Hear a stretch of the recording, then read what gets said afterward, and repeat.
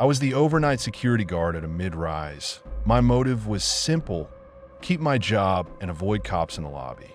My role gave me cameras and incident logs, and my plan was to stay invisible, write "no issue observed," and collect a paycheck without getting dragged into tenant fights. The lobby smelled like burnt coffee and floor wax, and I sat in that glass booth telling myself the same lie I told every night. Just make it a morning, keep the doors locked, keep the report clean, don't get pulled into tenant bullshit. They're fucking drama. Management trained us to be furniture. Don't escalate. Don't assume violence. Don't call police unless there's an imminent threat. They said it with smiles, but every time anyone called 911, the property manager acted like you'd lit a flare in the lobby. She'd damn near hiss, "Don't call the fucking cops," without saying it. Cops meant reports. Reports meant corporate. Corporate meant audits. Audits meant somebody got picked apart, and it was never the manager. Around 1:20 a.m., I saw her on the hallway cam, barefoot, holding her phone like it was burning her hand. Hoodie half-zipped, hair mess, eyes wide but controlled. She paced outside a unit, knocked once, stopped, then flinched like someone inside barked at her. The door yanked open, and the guy came out fast and crowded her space. He didn't swing. He didn't need to. He took her wrist and steered her back like she was luggage. She tried to twist free once, planted her heel, and he tightened his grip and kept walking short steps, controlling the pace like he'd done it before. She looked straight at the camera. Not dramatic, not begging, just that hard, flat look people get when they realize nobody's coming. I had the desk phone right there. I had the front doors locked. I had keys. I could have walked to the elevator, gone up, made noise, called a courtesy officer, even called 911 and let them sort it out. Instead, I sat there and watched my own hands not move. My brain spit excuses like a broken vending machine. Paperwork, supervisors, tenants filming. Why didn't you intervene sooner? And the big one I never say out loud. Cops in the lobby means they look at me too. I've got old shit in my name that I've been trying to outlive, and the last time I ended up near a police report, they treated me like I was the problem just for standing there in a uniform. So I waited for permission. I told myself if she screamed, I'd go. If he hit her, I'd go. If something obvious happened, I'd go. That's the lie you tell when you want to stay seated. He dragged her to the stairwell door. She slid on the tile and banged her shoulder on the wall. He shoved the door open and pulled her in. Then they were gone, out of view, into the one spot the building doesn't cover because privacy. The hallway cam kept running on an empty corridor like it was mocking me. I picked up the phone, put it down, picked it up again. My throat went dry.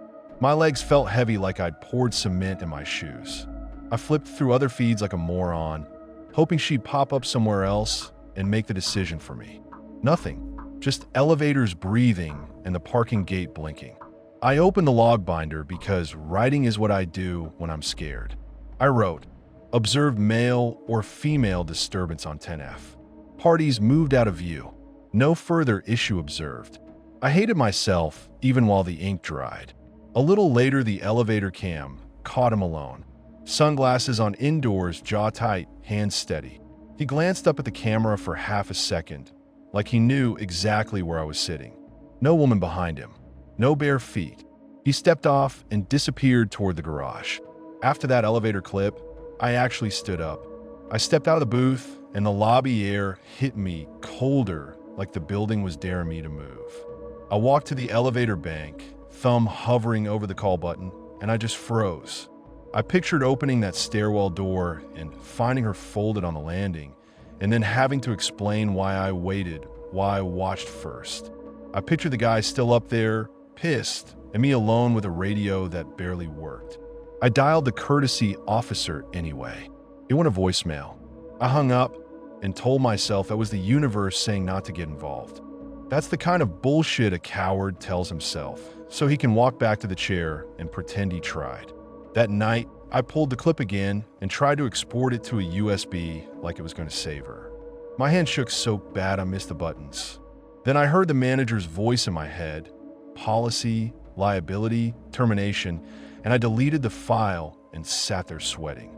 At 2:03 a.m., a resident called the desk to complain about banging in the stairwell.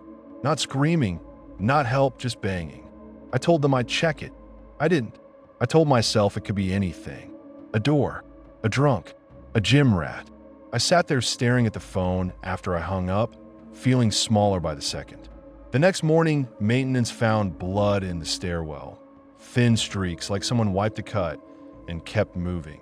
I heard it from the maintenance guy first because he loved to call the desk and dump his problems on me. He didn't sound scared. He sounded pissed, like the building was disrespecting him. He asked if I had anything from overnight, and his tone already had me convicted. I said I didn't get any calls, too fast. My mouth went on autopilot. I took the service elevator up after that call because I couldn't sit still. The stairwell landing smelled like metal under bleach. The streaks ran along the wall at hand height, then down the steps in little drops, then stopped like the person had either sat down or got carried. I walked down one flight and saw a smear on the handrail, a thumbprint dragged sideways. That's when my stomach flipped and I knew exactly what those streaks were. I still didn't call anyone. I stood there with my keys, biting my palm, and listened to the building hum, and it felt like the walls were holding their breath. By noon, the manager had maintenance scrub it clean. She didn't even pretend it was about safety. She said we can't have residents seeing that, like blood was just bad branding. When I pulled up the camera clip, she snapped that I was speculating. She told me to rewrite my log in neutral language. Her voice stayed sweet, but her eyes went cold. When I pushed again, she leaned in and reminded me my employment was at will. That was the argument. That was the threat. My supervisor called later and chewed me out for using the word disturbance. He asked if police were involved. He asked if we had exposure. He didn't ask if a woman was okay. He told me to keep my head down and stop creating problems. I wanted to argue. I want to say I watched a man drag a barefoot woman into a stairwell and blood showed up the next morning. Instead, I edited the sentence like a coward. Disturbance became interaction. Grab became guided. I turned what I saw into polite language because that's what they paid me for. A couple days later, a guy in plain clothes showed up and asked for footage from the 10th floor around 1 to 2. He didn't flash a badge for long, but I saw it. My chest tightened. Before I could answer, the property manager stepped between us like a bouncer and told him all footage requests go through corporate. She said it loud and bright, like she wanted me to learn my place. The plainclothes guy looked at me anyway, waiting for me to be a person. I stared at the desk and let the manager handle it. He left a card. She tossed it in a drawer like it was junk mail. That week, the rumors started. People said a girl went crazy. People said she owed someone. People said she ran off. A resident from the 10th floor cornered me by the coffee machine and asked if I'd seen anything because they heard a woman crying in the stairwell that night. I told them I didn't know. They called me useless. I didn't argue. I deserved it. Within days, her name disappeared off the tenant list. Not moved, not transferred, just gone like she'd never existed. Her mailbox got cleared. Her package notifications stopped. The unit she'd been outside of still had his name on it, still paid, still quiet. The building kept working. People kept ordering food. Dogs kept pissing in the elevator. Somebody complained about the gym being too loud. Life rolled right over her. Once, maybe a month after, that guy came through the lobby at 1 a.m. carrying a trash bag that hung heavy and wet at the bottom. He nodded at me like we were co-workers. I stared at his hands and didn't stand up. After he left, I pulled up the tenant system and searched her last name again and again until the screen just said no results. I can't tell this story to anyone in my real life without admitting what I did, so it just sits in me, loud as the monitors at night. I still sit in that booth. Residents wave at me. Kids hand me cookies at Christmas. Every time the hallway cam flickers, I swear I see her eyes again, like the building recorded me failing and plays it back when it feels like punishing someone.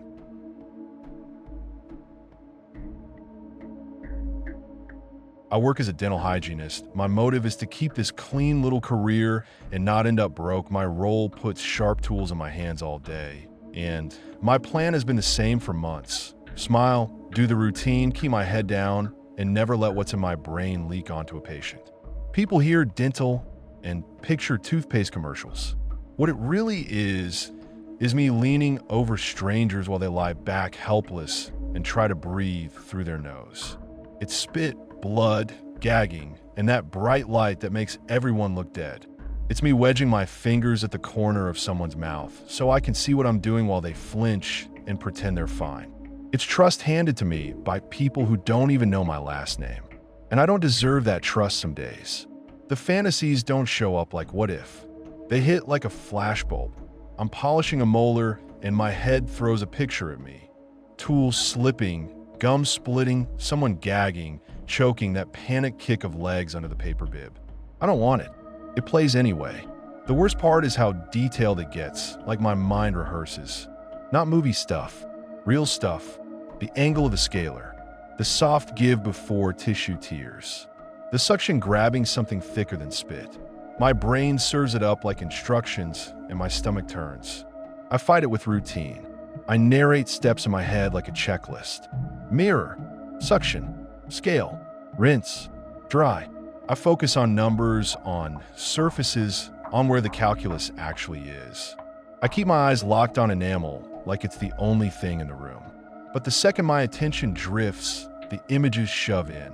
I'll be fine, then one thought lands, just one, and my fingers tighten like they're not mine anymore. I feel the urge in my wrists first, like a twitch I could pretend is nothing if I wasn't the one holding steel. I grip harder. My wrists go stiff. I start rushing, then I catch myself and slow down so nobody notices the tremor. I excuse myself to grab floss, just to breathe in the supply closet and press my knuckles against the shelving until the urge fades. The closet is tight, all boxes and chemical smell. I stand there with my gloves still on and press until it hurts. Pain pulls me back. Pain makes my hands mine again. Then I peel the gloves off, wash up, paste the smile back on, and walk out like nothing happened. And the clinic doesn't give a shit if you're struggling. The schedule keeps moving. Patients show up late and act like we're the problem. The front desk wants perfect reviews. Insurance wants miracles. The dentist wants speed and silence. If you slow down, you get looks. If you move too fast, you get complaints. There's no slot on the day sheet for. I'm scared of what I might do. It got worse after a morning where everything stacked up. We were already behind, and the dentist was stomping around like we personally offended him. I asked the assistant for a different setup because mine was missing a curette. She snapped that I should stop being so picky, loud enough for the hallway to hear, and I felt my face go hot under my mask. The dentist walked past my room and told me to hustle without even looking at the patient. The patient in my chair kept trying to talk with a mouth full of suction, kept pushing his jaw against my fingers like it was funny. I told him to stay still, short and sharp, and he rolled his eyes like I was a waitress who forgot his ranch. Then the flash hit, me pushing too hard, him coughing, the suction tip shoved back, the panic. I felt my hand jerk, tiny but real. I pulled back fast and my tray rattled. He sat up halfway and stared at me like I was incompetent. I apologized, did my fake calm voice, and kept going slower. My face stayed smooth, but inside I was cussing myself out. Don't you dare. Not here. Not on a human being. Later that day, a different patient complained I hurt them. They said I was rough. They said I jabbed. I nodded and apologized like a normal professional, while my stomach flipped between shame and something uglier. Relief that my face still passes for human. The dentist cornered me by the sterilizer, blocking the sink like he owned the air. He asked what the hell happened. Not, are you okay? Not, did something slip? Just, are you going to cost me? He said the word liability like I was a cracked pipe. I kept my voice steady and told him it was a slip and the patient moved. He didn't buy it. He told me to get my act together or he'd have to make changes. I nodded because nodding keeps you employed, and then I went to the closet and pressed my knuckles into the shelf until I saw stars. After that, I watched myself like a hawk. I moved slower. I over-explained every step so patients wouldn't tense up and make it worse. I clenched my jaw until my own molars ached. I checked my hands like they might betray me if I stopped looking. It didn't stop the images. It just made me tired and mean inside. I started hating little things, patients who sighed too loud, the dentist's fake pep talks, the assistant's attitude, because anger gives the fantasies somewhere to hook. I posted about it on a throwaway once, thinking anonymity would save me. I didn't write the whole ugly truth. I dressed it up as intrusive thoughts and fear of mistakes, like a safe little mental health confession. I hit post and felt this tiny release, like I cracked a window in a room that's been filling with smoke. Within an hour, a reply popped up. My clinic's neighborhood, my schedule pattern, a joke about the mint fluoride I use. No threats, no dokes. Just proof someone was watching me watch myself. They wrote it like a casual wink, like we were co-workers swapping notes. They mentioned the construction cones by the corner, the fact the parking lot camera never points at the right spot, the brand of Profi paste we keep reordering, and the way I always grab mint because I hate bubblegum. They even joked about the sound our old chair makes when I lean it back, that little squeak right before the headrest drops. My throat tightened reading that. That wasn't a guess. That was somebody close enough to hear it. I stared at the screen until my eyes watered. I deleted the post. I deleted the account. I changed passwords, even though I knew that wasn't the point. I sat on my couch with my phone in my hand and felt this slow, sick understanding settle in. Somebody out there had enough of my real life to lace it through my anonymous confession like thread. The next day at work, I kept looking over my shoulder without moving my head. I checked the waiting room through the little window in the door. I watched who held their phone up. I listened for footsteps in the hall. Every patient's smile started to look like a test. I caught myself trying to guess which one of them typed that reply. A teenager with earbuds who wouldn't make eye contact. A middle-aged guy who asked too many questions about what tool I was using. A woman who stared at my hands instead of my face. I wanted to ask the assistant if she'd been online. I wanted to ask the dentist if he'd been messing with me. I didn't, because accusing people without proof makes you look crazy, and looking crazy gets you fired. That's the trap. I have to stay calm to keep my job, and staying calm means swallowing the only thing that might protect me. And the worst part is, it turned the fear in my head into a performance. Before it was private. Now it felt watched. Like if I slipped, someone would be pleased. Like if I held it together, someone would be bored. I had a moment with a patient after that where my hands actually started to shake. Nothing dramatic, just a tremor in the mirror handle. I felt the image try to climb up again. Tool sliding, soft tissue giving, like it smelled blood in the water. I locked my elbow, breathed through my nose, and forced myself to stop. I made an excuse, stepped out, and in the hallway my assistant muttered that I was stalling. I snapped back under my breath, and she shot me a look like I'd grown horns. Then I went into the closet anyway and pressed my knuckles into the shelf until the urge faded, because pride doesn't matter if my hands slip.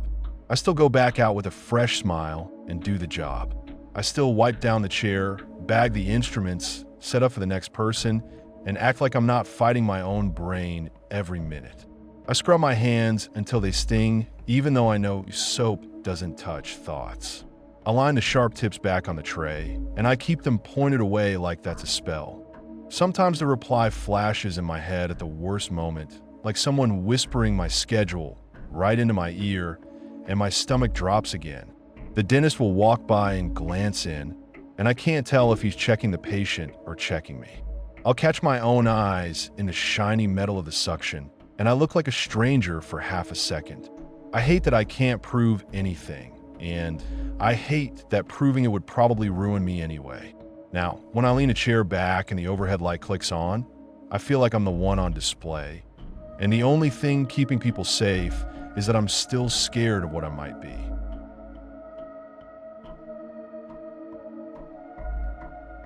I was the treasurer for a small church outreach fund, and I didn't take that job because I was some saint.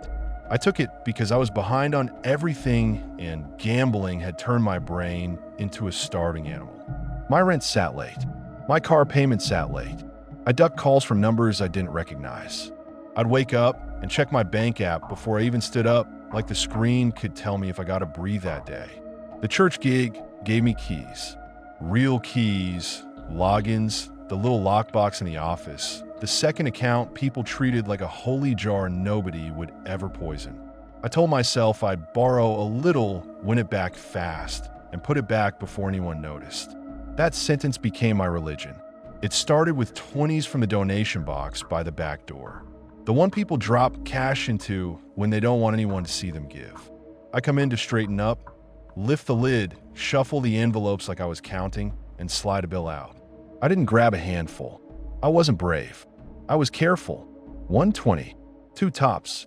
I'd tuck it under my phone, walk out like nothing happened, sit in my car, and feel my shoulders drop for 5 seconds. Then I'd promise myself I'd replace it next week because I was sure I'd hit something. Sure, like an idiot. The next thing was checks I forgot to deposit. People would hand me envelopes on Sundays, smile, thank me for doing the books. I'd nod, make a little joke about spreadsheets, and stack everything in the office. On Monday, I'd open them, take pictures for records, and set a couple aside. I'd tell myself it was just timing. Float. I'd deposit them after I won. I'd get my balance up, erase the panic, then do the right thing. Instead, I'd drive to a gas station after work, park under the dead white lights, and start refreshing scores until my eyes burned. I'd sweat through my shirt, even if it was cold out. I'd tap my knee like I could shake luck out of my leg. One more bet would fix it. One more. Always one more. It got ugly fast because church money isn't like taking from some faceless company.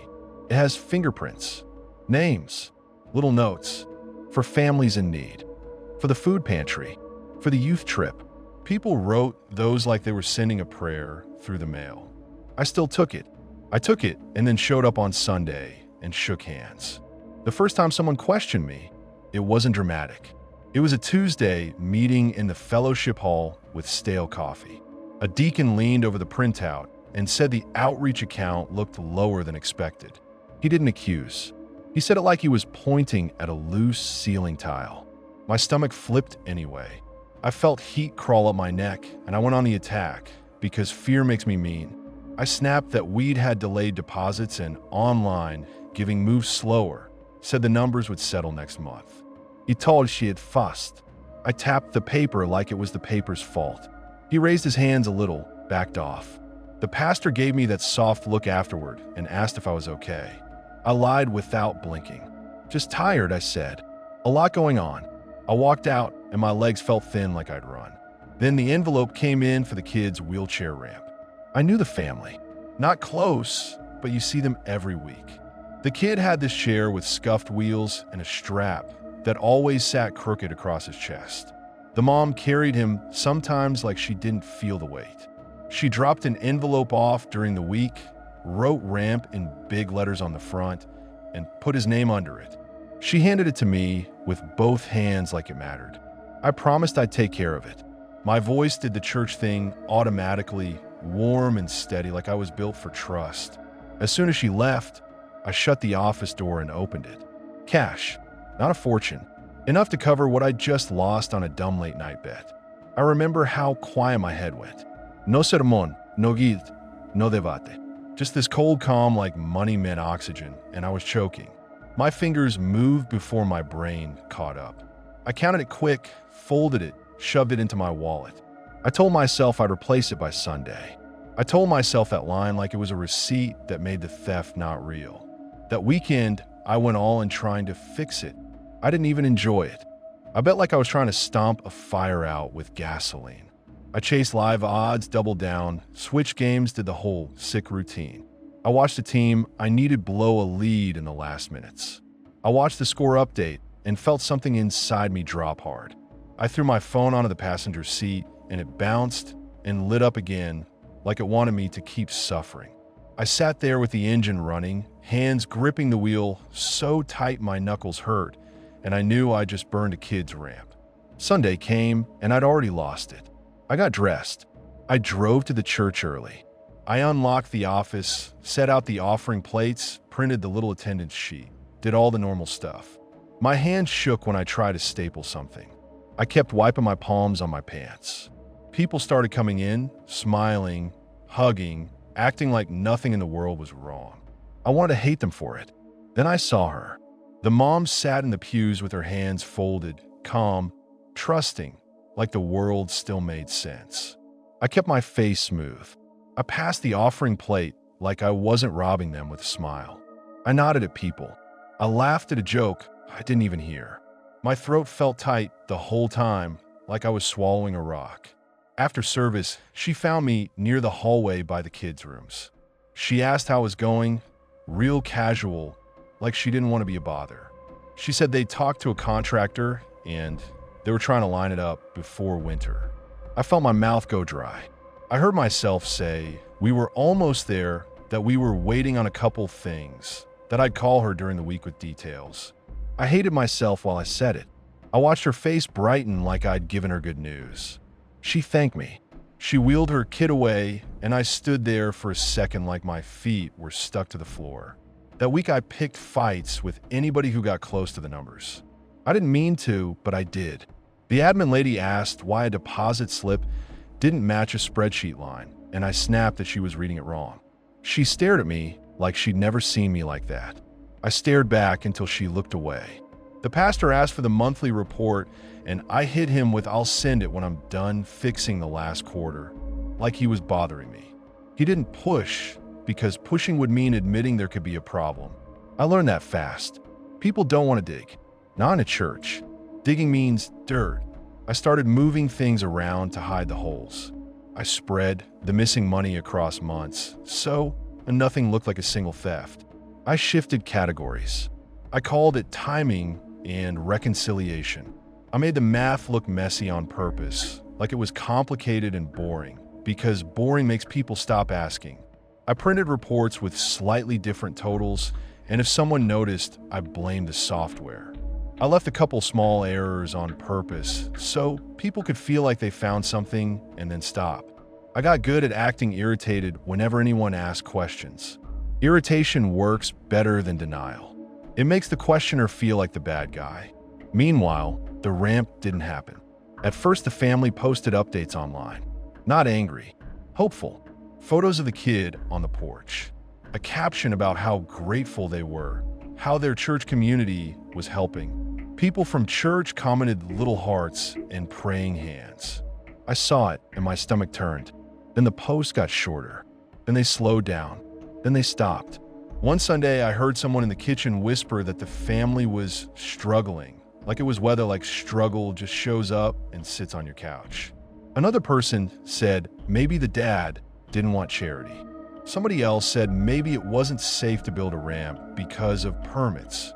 I stood there with a paper plate in my hand and nodded like I was hearing gossip, not listening to the echo of what I'd done. The mom stopped looking at me, not in a dramatic way, just less. She'd smile at other people. She'd keep her eyes on her kid or the floor when I came near. I'd catch little flashes of exhaustion in her face. They started leaving right after service. No potluck, no small talk, no hanging around. Then one Sunday, they just weren't there. People said they were sick. People said they were busy. People said God had a plan. I watched the pew where they used to sit stay empty, and my chest felt tight, like the air got thick. I didn't get caught. That's the part that makes me feel the sickest, because I keep thinking the universe should have punished me in some clean, satisfying way. It didn't. I never got exposed in front of everyone. Nobody dragged me into the pastor's office and read out numbers. I made accounting errors look normal, spread the holes across months, acted irritated whenever anyone asked questions. Now I sit at potlucks, laugh at dumb jokes, and feel the weight of that missing ramp every time someone says the word blessed.